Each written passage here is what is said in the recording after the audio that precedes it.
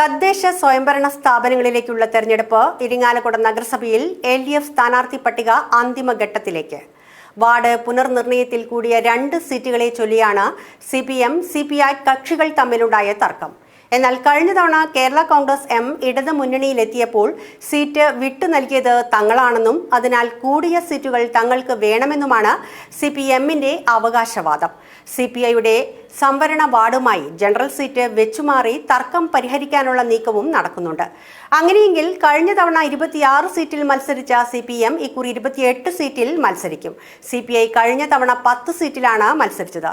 Kerala Congress M, LJD എന്നീ പാർട്ടികൾ 2 സീറ്റുകളിൽ വീതവും RJD 1 സീറ്റിലുമാണ് മത്സരിച്ചത്. CPM ഇക്കുറി പ്രമുഖരെ തന്നെ മത്സര രംഗത്ത് ഇറക്കി പോരാട്ടം കടുപ്പിക്കുമെന്ന സൂചനയാണ് നൽകുന്നത്.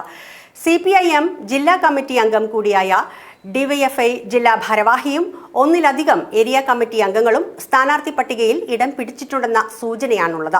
സ്ഥാനാർത്ഥി ലിസ്റ്റ് ഏരിയ ലോക്കൽ കമ്മിറ്റികളുടെ അംഗീകാരത്തിന് ശേഷം വാർഡ് കമ്മിറ്റികളുടെ അംഗീകാരം തേടിയ ശേഷമായിരിക്കും പരസ്യ പ്രഖ്യാപനം ഉണ്ടാവുക.